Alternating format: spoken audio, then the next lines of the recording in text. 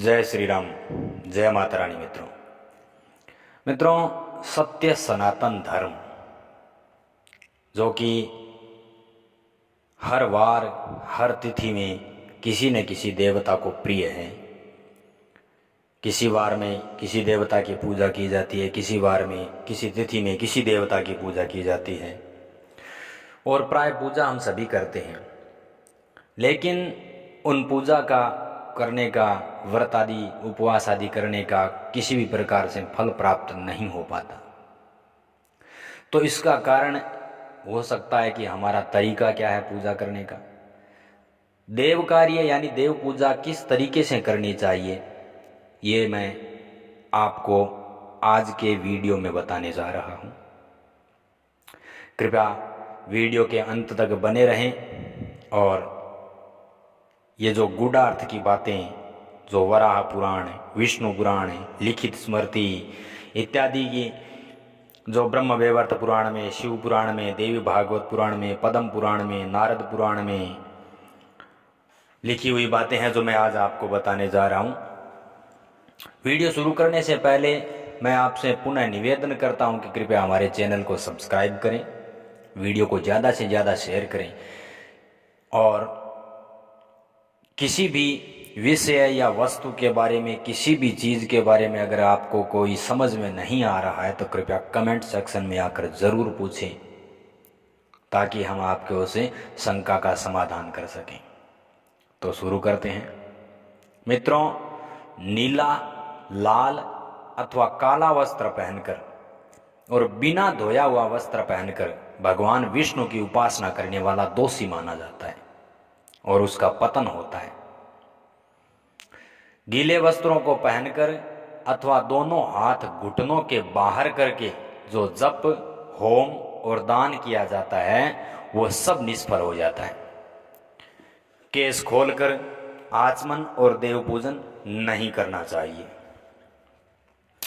तांबा मंगल स्वरूप, पवित्र एवं भगवान को बहुत प्रिय है। तांबे के पात्र में रखकर जो वस्तु भगवान को अर्पण की जाती है उससे भगवान को बड़ी प्रसन्नता होती है। इसलिए भगवान को जल आदि वस्तुएं हैं वो तांबे के पात्र में रखकर अर्पण करनी चाहिए। भगवान की उपासना करते समय दीपक का स्पर्श करने पर हाथ धो लेना चाहिए। अगर दीपक के हाथ लग जाए तो हाथ धो लेना चाहिए, अन्यथा दोष लगता है। सालग्राम, तुलसी और शंख, इन तीनों को एक साथ रखने से भगवान बहुत प्रसन्न होते हैं। स्नान आदि समय को छोड़कर सालग्राम तथा शंख पर रखी हुई तुलसी को हटाना पाप है। हाँ, भगवान को स्नान करा रहे हैं तो सालग्राम और शंख से तुलसी हटाई जा सकती है, नहीं तो सालग्राम और शंख से कभी तुलसी को नहीं हटाना चाहिए। उसमें से कुछ ग्रहण करने में आपत्ति नहीं है, थोड़ी बहुत ग्रहण भी कर सकते हैं। सालग्राम से तुलसी अलग करने वालों को जन्म जन्मांतर में स्त्री वियोग की प्राप्ति होती है और शंख से तुलसी अलग करने वाला भार्याहीन तथा 7 जन्मों तक रोगी होता है।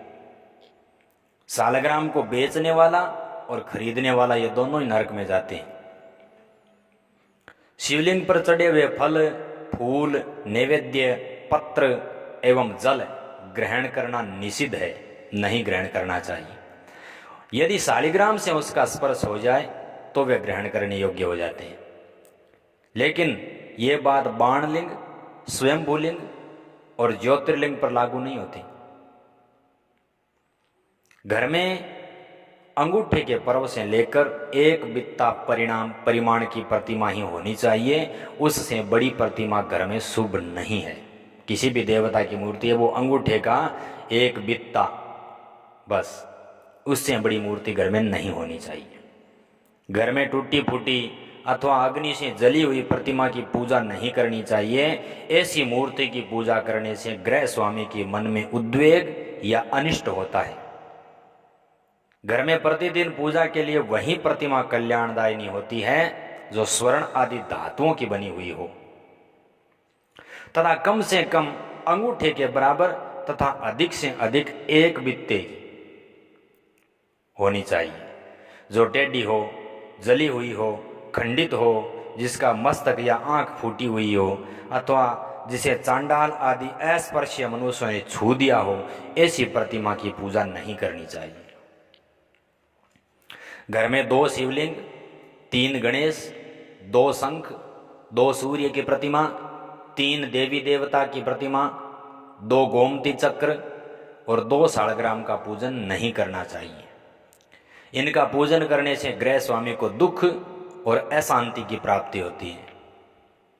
मनुष्य को चित्रों एवं मंदिरों में कहीं भी सूर्य के चरणों को नहीं बनाना या बनवाना नहीं चाहिए।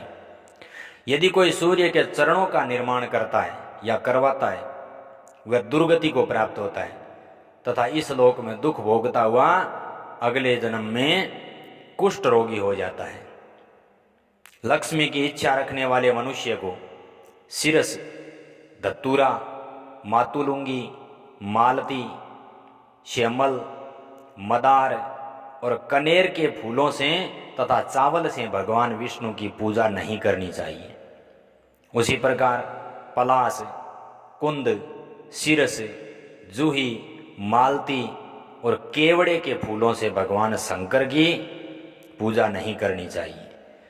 तुलसी से गणेश की पूजा नहीं करनी चाहिए। दुर्वा और यानी दूब से दुर्गा की पूजा और अगसत्य के फूलों से सूर्य की पूजा नहीं करनी चाहिए। केतकी यानी केवड़ा, कुट्टज, कुंद, बंदूक यानी दोपहरिया, नागकेसर, जवा और मालती ये फूल भगवान शंकर को नहीं चढ़ाने चाहिए। मातुलिंग यानी बिजोरा नींबू और अगर ये कभी सूर्य को नहीं चढ़ाएं। दुर्वा, आक और मदार ये दुर्गा को न चढ़ाएं। पलाश और कास के फूलों से तथा तमाल, तुलसी, आंवला और दुर्वा के पत्तों से कभी दुर्गा की पूजा न करें। गणेश जी के पूजन में तुलसी को सर्वथा त्याग दें। पत्र, पुष्प और फल को देवता पर अधोमुख करके नहीं चढ़ाना चाहिए, यानी उल्टा करके नहीं चढ़ाना चाहिए। वे पत्र पुष्प आदि जिस रूप में उत्पन्न होते हैं उसी रूप में उन्हें देवता पर चढ़ाना चाहिए, लेकिन बेल पत्र हमेशा भगवान शंकर को उल्टा करके यानी अधोमुख ही चढ़ाना चाहिए। पूर्णिमा, अमावस्या, द्वादशी, सूर्य संक्रांति, मध्याह्न काल, रात्रि, दोनों संध्याएं, असोच के समय और रात में सोने के पश्चात बिना स्नान किए इन समयों में तथा तेल लगाकर जो मनुष्य तुलसी के पत्तों को तोड़ते हैं वो बहुत बड़ा पाप करते हैं। वे मानो भगवान श्री हरि के मस्तक का छेदन करते हैं। सूखे पत्तों, फूलों और फलों से कभी देवता का पूजन नहीं करना चाहिए, यानी सूखे पत्ते, सूखे फूल और सूखे फलों से कभी देवता का पूजन नहीं करना चाहिए। आंवला, खेर, बिल्व और तमाल के पत्र यदि छिन्न भिन्न भी हो जाए तो भी विद्वान पुरुष उन्हें दूषित नहीं कहते। कमल और आंवला 3 दिनों तक शुद्ध रहते हैं। तुलसी और बेल पत्र सदा शुद्ध रहते हैं। कार्तवीर्य को दीप पसंद है, सूर्य को नमस्कार पसंद है, विष्णु को स्तुति पसंद है, गणेश को तर्पण प्रिय है, दुर्गा को अर्चना प्रिय है और शिव को अभिषेक प्रिय है। अतः इन देवताओं को प्रसन्न करने के लिए इनके प्रिय कार्य ही करने चाहिए। विष्णु के मंदिर की 4 बार, शंकर के मंदिर की आधी बार, देवी के मंदिर की 1 बार, सूर्य के मंदिर की 7 बार और गणेश के मंदिर की 3 बार परिक्रमा करनी चाहिए। घी का दीपक देवताओं के दाएं भाग में और तेल का दीपक है वो बाएं भाग में रखना चाहिए। प्रदक्षिणा, प्रणाम, पूजा, हवन, जप और गुरु तथा देवता के दर्शन के समय गले में वस्त्र नहीं लपेटना चाहिए।